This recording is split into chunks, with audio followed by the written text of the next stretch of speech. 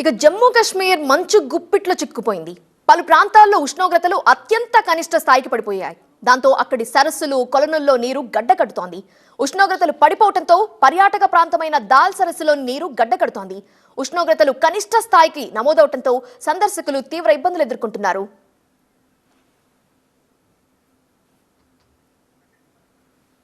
మరోవైపు దేశంలో చలి తీవ్రత పెరిగింది. ముఖ్యంగా ఉత్తరాది రాష్ట్రాలపై చలి పంజా విసురుతోంది. ఢిల్లీ, పంజాబ్, హర్యానా, చండీగఢ్, ఉత్తరప్రదేశ్, రాజస్థాన్, మధ్యప్రదేశ్ సహా పలు ఉత్తరాది రాష్ట్రాల ప్రజలు చలికి గజగజ వణికిపోతున్నారు. చలికి తోడు ఆయా రాష్ట్రాలను పొగమంచు కమ్మేస్తోంది. ఢిల్లీలో ఇవాళ అత్యల్పంగా 6 డిగ్రీల కనిష్ట ఉష్ణోగ్రత నమోదైంది. రాజధాని ప్రాంతాన్ని దట్టమైన పొగమంచు కప్పేస్తోంది. దీంతో విజిబిలిటీ తక్కువగా ఉంది. వాహనదారులు తీవ్ర ఇబ్బందులు పడుతున్నారు. మంచు కారణంగా ఢిల్లీకి రాకపోకలు సాగించే సుమారు 22 రైళ్లు ఆలస్యంగా నడుస్తున్నట్లుగా అధికారులు తెలిపారు. రానున్న రోజుల్లో చలి తీవ్రత మరింత పెరిగే అవకాశం ఉందని వాతావరణ నిపుణులు అంచనా వేస్తున్నారు.